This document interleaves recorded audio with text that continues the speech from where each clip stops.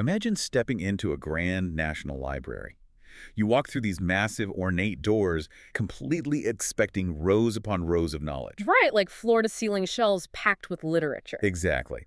But instead, you find this massive, echoing room. And sitting right in the center, on a single wooden table, are 3 books. Just 3. Not 3 subject areas, 3 individual, physical books.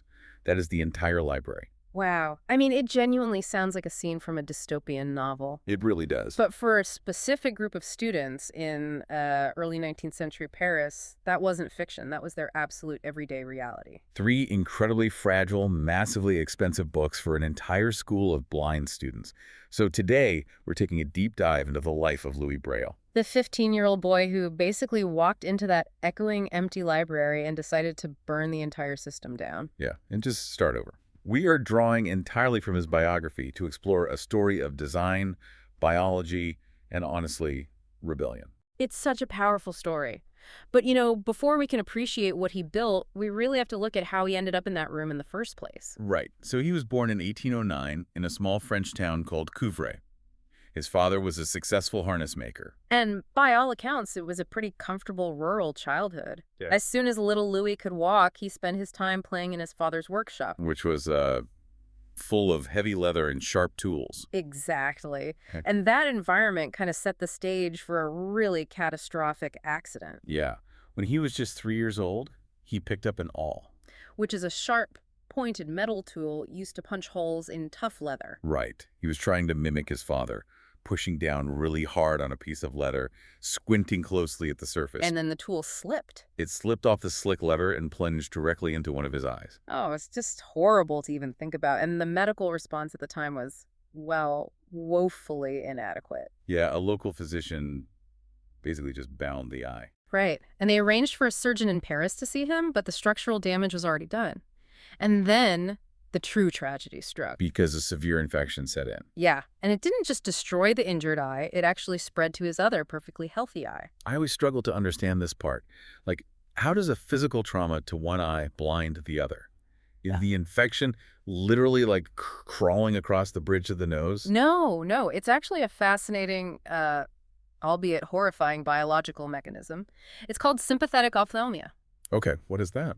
So when the awl punctured his eye, it exposed intraocular proteins to his bloodstream. Are those not normally in the blood? No, they aren't. Normally, the inside of your eye is completely isolated from your immune system. Your body doesn't actually know those specific proteins exist. Oh, wow. So when they suddenly flood the bloodstream, the immune system treats them as a highly dangerous foreign pathogen. It creates antibodies to attack them. So his own body's defense mechanism essentially hunts down the infection, finds those exact same proteins in the healthy eye, and destroys it. Precisely. It's an autoimmune response triggered by trauma. That is wild. Yeah. By the time he was 5 years old, that sympathetic ophthalmia had rendered little Louis completely and permanently blind. And because he was so young, he didn't initially comprehend the permanence of it, right? Right. He would constantly ask his parents why it was always dark. That is just gut-wrenching.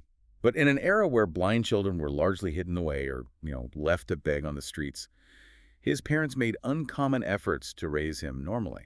They really did. His father carved him canes to navigate the village. And he impressed the local priests and teachers with his intellect, which eventually earned him a scholarship to the Royal Institute for Blind Youth in Paris. This was in 1819. Which brings us back to that library with only 3 books. Right. The Royal Institute was one of the first schools for blind children in the world. But when Braille arrived, it was essentially an underfunded, dilapidated building. And it utilized a really specific reading system devised by the school's founder, this philanthropist named Valentine Hawy. The Hawy system, yeah. Okay, let's unpack this.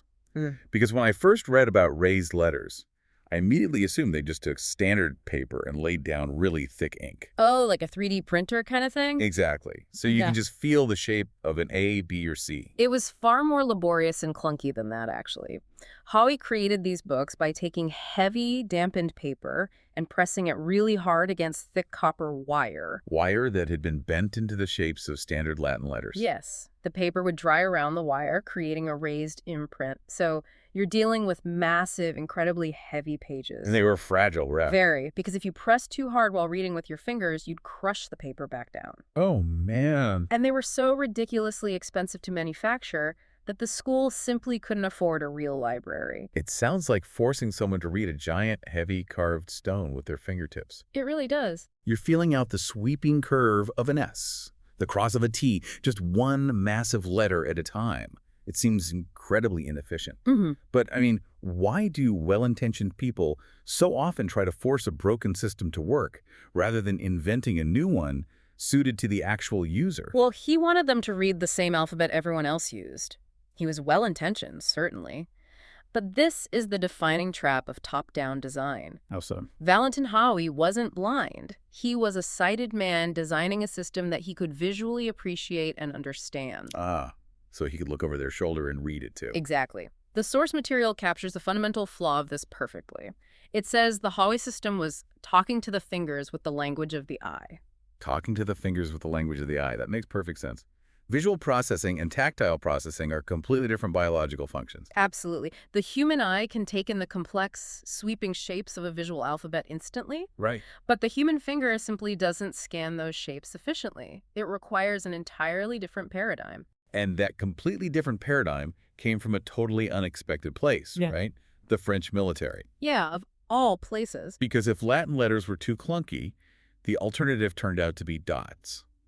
In 1821, a man named Charles Barbier visited the school He had invented a tactile communication code originally intended for soldiers. so they could read messages in the dark without lighting a lantern. I think it was sometimes called night writing. Right. And it utilized up to 12 raised dots arranged in 2 columns. Okay.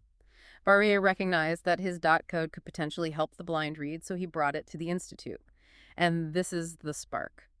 Louis Braille feels this dot-based code, and he's just a young teenager at this point, right? Yeah, he's like 12 or 13. And he immediately realizes it is vastly superior to Howie's giant copper wire letters. But Barbier's system had massive flaws of its own. Mm. I would assume having 12 dots for every single character is just too much to memorize. Memory was actually the lesser issue, interestingly enough. The real failure of Barbier's system was that it was a phonetic code, not an alphabetic one. Oh, so it was based on sounds. Exactly. It was designed for soldiers to quickly pass along the sounds of words in the dark. It didn't spell words out letter by letter. Which means it couldn't accommodate punctuation. Or capitalization, or numbers. You can't achieve true literacy or write a complex mathematical equation with a phonetic sound code. That makes sense. Furthermore, the physical size of a 12-dot grid was a physiological bottleneck. Okay, here's where it gets really interesting. Braille takes this flawed military code and obsesses over it. He decides to convert it from a phonetic system into a true alphabet. And he standardizes the columns. Right. And crucially, he reduces the maximum number of dots from 12 down to 6. Why specifically 6? What's fascinating here is the biology of it. To understand why 12 dots failed and 6 dots succeeded, try this right now. Lightly drag your index finger across the desk or table in front of you. Okay, doing it. Your finger pad can sense the texture of the wood instantly in one smooth, continuous motion. Right. But if I asked you to trace a complex, tall shape, like a 12-dot grid, you'd have to move your finger up, down, and around. Oh, I see. You have to hold the top half of the shape in your short-term memory while your finger travels to feel the bottom half. It requires high cognitive load. They're like assembling a puzzle in your mind instead of just reading a letter. Exactly. By shrinking the cell to a maximum of 6 dots, 3 dots high, 2 dots wide, Braille eliminated the travel time.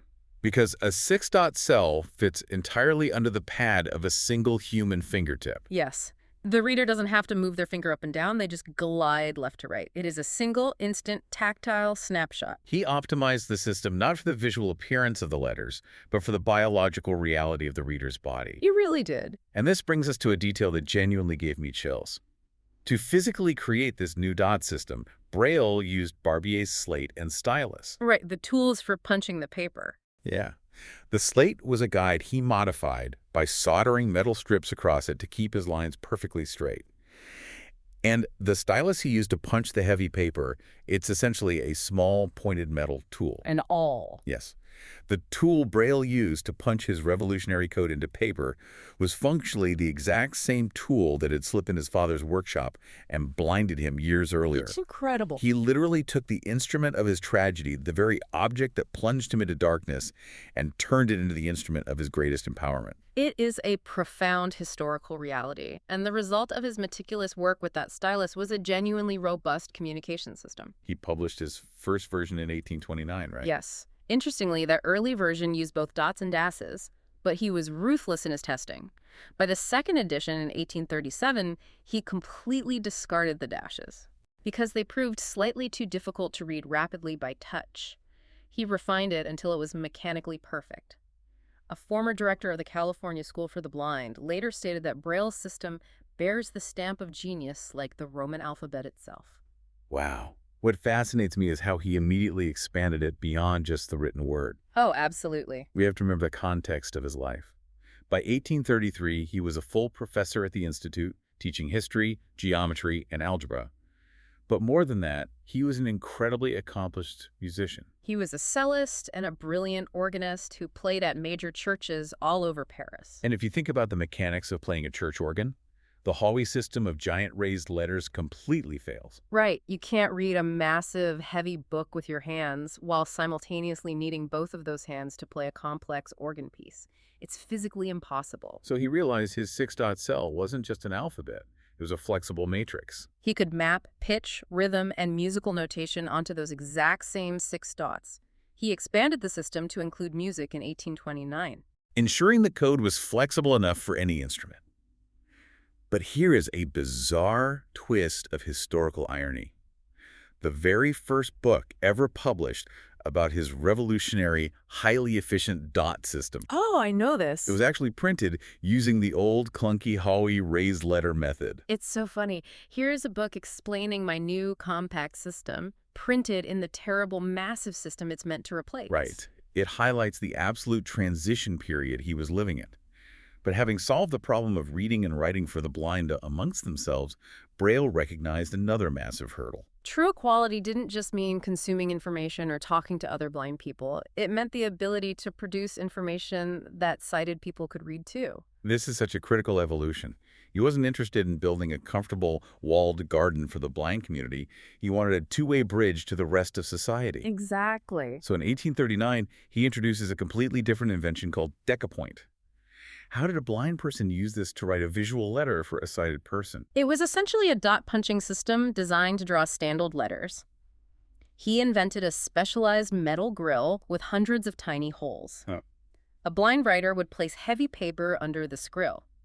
Then, using a stylus and a specialized number table they had to memorize, they would punch dots through specific holes. Oh, I get it. If they followed the numbered pattern for the letter A, the dots they punched would physically trace the visual outline of a capital A. So they're basically creating a connect-the-dots picture of a visual alphabet. Precisely. Sighted people could just look at the paper and read the dotted letters. And he took it a step further, didn't he? He collaborated with his friend Pierre-François Victor Foucault to mechanize this process. Together they invented the raphograph. Which was, in essence, a 19th century typewriter. That's wild. Yeah.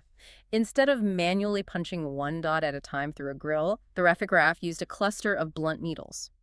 When the user pressed a specific key, the machine would strike the paper with the correct configuration of needles to instantly stamp that dotted Latin letter. And it was a massive hit at the 1855 World's Fair in Paris. Huge hit, yeah. It's basically mechanical translation software.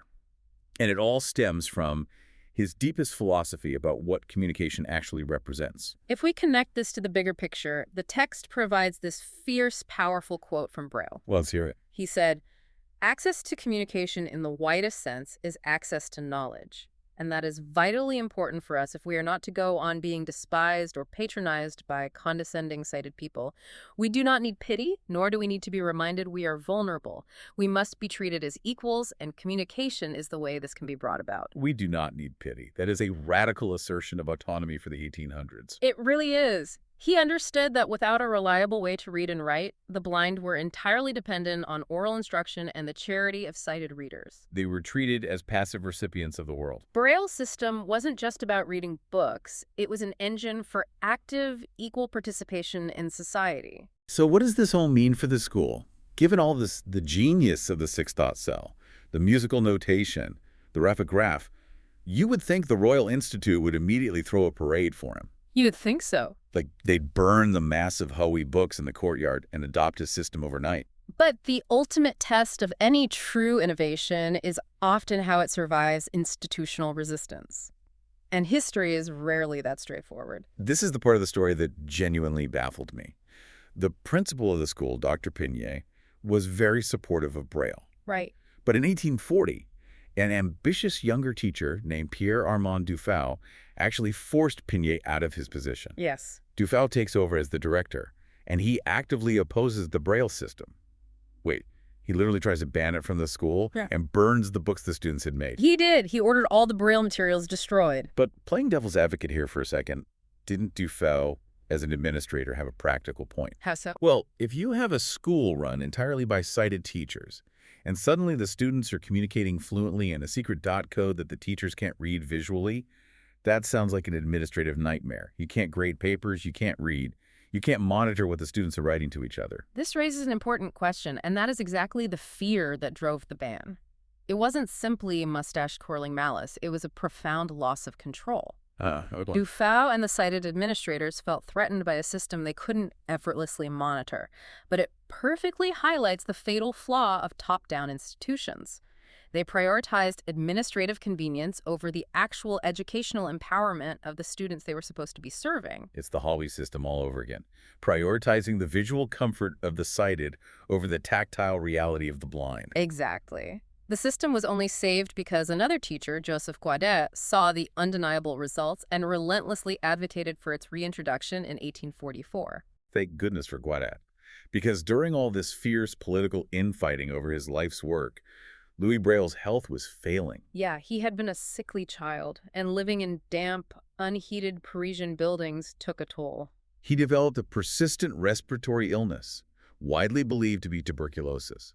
He lived with this exhausting disease for 16 years. By the time he was 40, he actually had to give up his teaching position. And in 1852, just 2 days after his 43rd birthday, Louis Braille died in the school's infirmary. It is deeply tragic that he died never seeing his system universally accepted by the very institution he devoted his entire life to.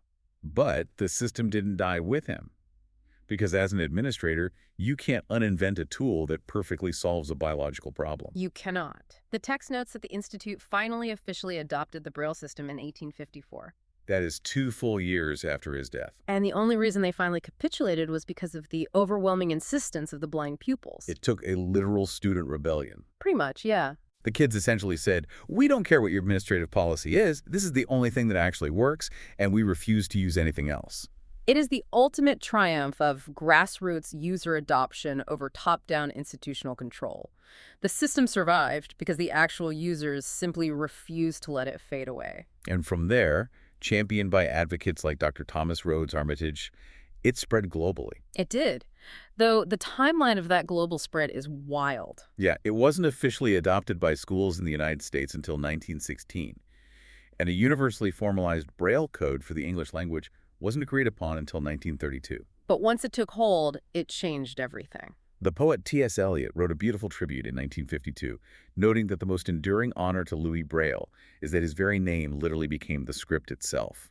We don't say the Braille system, we just say Braille. And France eventually recognized the sheer magnitude of his contribution. On the centenary of his death, his remains were exhumed and moved to the Pantheon in Paris, resting alongside the nation's greatest historical heroes. But in a deeply symbolic gesture, his hands were left behind. Yes. They were reverently buried in a sealed urn in the village square of Coufray, his hometown. His hands. Yeah. The very hands that felt the heavy Howie books, that navigated the 12-dot military code, that played the church organs, and that gifted literacy to millions. That is incredibly moving. It is a fitting tribute to a man who literally shaped the world with his fingertips. So as we wrap up this deep dive, I want to pose a question directly to you, the listener. Think about your own life, your workplace, the systems you interact with daily. How often do you accept a clunky, inefficient system, a metaphorical giant heavy stone book, simply because that's the way it's always been done? Right. Horta's system was well-intentioned, but it was fundamentally broken because it was designed from the outside looking in. Louis Braille's story is a glaring reminder that these absolute best solutions, the ones that endure for centuries, come from intimately understanding the actual user's experience. You have to design for the reality of the problem, not the appearance of it. I'd like to leave you with one final thought to mull over, and it speaks to the incredible foresight, or perhaps the brilliant accident, of Braille's specific design. Yeah. The source mentions that today, almost 2 centuries later, Braille is used for comprehensive mathematical notation, for robo-Braille email delivery, and for computer terminals. Right. Refreshable displays. Think about how many technologies become entirely obsolete in just a decade. Cassette tapes, floppy disks, pagers. Yet, when a 15-year-old boy created a tactile 6-dot cell in the 1820s, he inadvertently invented a binary interface. A binary interface. Think about the mechanics of the cell. It is a grid of 6 positions. Each position has exactly 2 states. It is either raised or it is flat. Exactly. On or off. 1 or 0. He didn't just invent a reading system for heavy paper. He accidentally created a grid-based binary code that maps absolutely perfectly onto the digital refreshable electronic displays we use today. He did this over a century before the computer age even began. True genius doesn't just solve the problem of its own era. Its fundamental logic is so mathematically and biologically sound that it scales seamlessly into a future the inventor couldn't possibly have imagined. From 3 clunky books in a grand room to a 6-dot code that interfaces perfectly with the boundless digital expanse of the internet today. All because a child wanted to know why it was dark and refused to stay in it. A legacy written not in ink, but in the enduring power of touch.